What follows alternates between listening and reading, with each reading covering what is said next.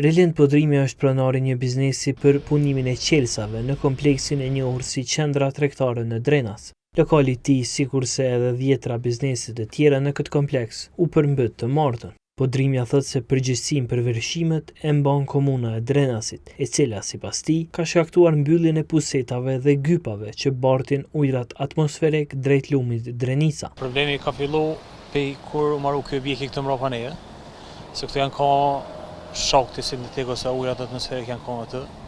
Dhe na kena pas gypat atje janë shku. Po tash këta kanë marrë objektin këtë për mi, mo nuk e di çka u bë. Përballë qendrës tregtare është ndërtuar një kompleks afarist nga kompania IPKOS, së cilës në vitin 2020 komuna ja ka dhënë në shfrytëzim për 99 vjet hapësirë prej 1.7 hektarësh.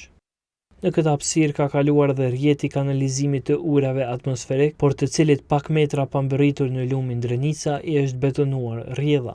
Tek të mërkurën është thyer një pjesë e betonit për ta rikthyer rrjedhën. Podrimi thotë se pas ndërtimit të objektit nga IPKOS, problemi me vërshime është bërë shumë intensiv. Si dëshmi për këtë përmendi faktin se niveli i ujit nisi të bjerë sapo është zhbllokuar gypi. Ai ka paralajmëruar hapa ligjor. Po do të më shërtu tash çfarë mundësi e kem ose me pa ditë komunë ose dikush do të më marrë këtë përgjegjësi.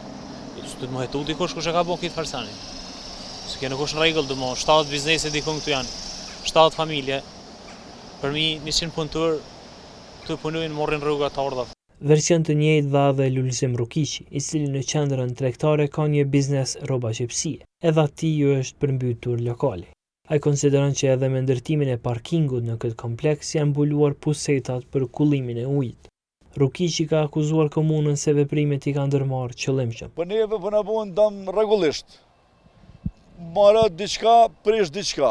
Autori bëhet qëllimshëm që më nashti me jek duar për këtyne lokale neve. Ajo nuk e di shka u të bon, veç ma mërmene që veqa e punu ka bonët. Pju kanë vënë në veni këty, veni mirë, me ndërtime, me orë banditat ma shkur të trup. Pretendimeve nuk ju përgjigjen në kompanin IPKOS. E në komunë i mohuan ato dhe insistuan se mbyllja e kanaleve kulluese ka ndodhur si pasojë e depërtimit të mbeturinave në to gjatë vërshimeve të fundit. Këto ndërhyrje nuk kanë ndikuar në asnjë mënyrë në dëmtimin apo bllokimin e këtij sistemi. Objekti afarist në fjalë është i pajisur me leje ndërtimore dhe i plotëson të gjitha kushtet teknike dhe ndërtimore, duke mos penguar funksionimin e sistemit të drenazhimit në këtë zonë. Gjatë realizimit të projekteve nuk ka pasur dëmtime apo ndryshime në infrastrukturën nëntoksore të drenazhimit. Drenasi është në mesin e 4 komunave më të prekura nga vërshimet e kësaj jave. Përmbytjet kanë shkaktuar dëme në ekonomi familjare e në biznese.